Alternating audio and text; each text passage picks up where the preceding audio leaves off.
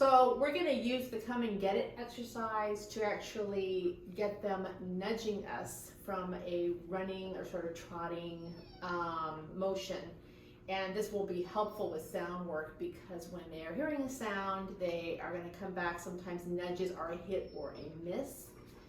And by playing this exercise, you can really reinforce the nudge with them running at you and also just making it a fun game.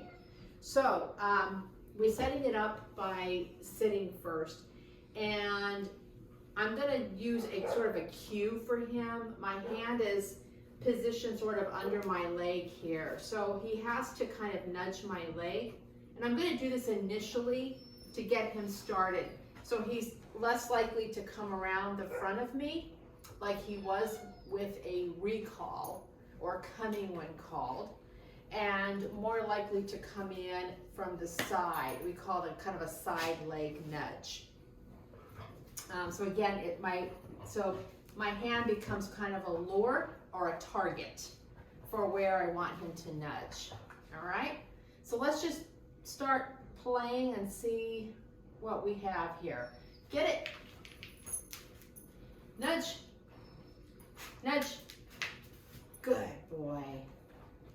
Get it. And you can use a clicker with this as well. Nudge to let him know he's right on target. Nudge. Good boy. Get it. Nudge. Nudge. Good boy. Get it. Nudge. Nudge. Nudge. Good boy. Get it. He's thinking a little bit, so he's a little slower. Nudge. Good boy. So you notice I took my hands away eventually. So once I've been sort of targeting him with my hands, and he's coming back and he's nudging, nudging, nudging, then we can start what we call proofing, which is we're just kind of removing the targets, and then seeing now is he just going to come in and nudge on his own without needing that visual cue to come in and from the side. And this also holds true for a standing position where he's coming in. I might need to target him with my hand, so he comes in on my leg. Sometimes they come back here first when your hand is behind your leg.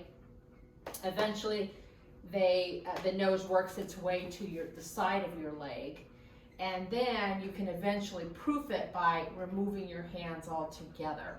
So that way there is no more physical cue, and you want to remove cues as quickly as you can so they don't become conditioned to looking for the food in your hand or where your hand is positioned. So we often start these nudge exercises or nudges, and then we remove the hands as quickly as we can. So that's just a fun way of getting them, again, the nudge and get it, getting them running back and forth to come in and give us a nice little nudge on either side. So that way, if I'm going to set up a sound like an oven timer, I've kind of practiced this exercise, and then I can set up my timer and sit right here on the couch for hopefully come in and give me a nice little side nudge here. So that's it.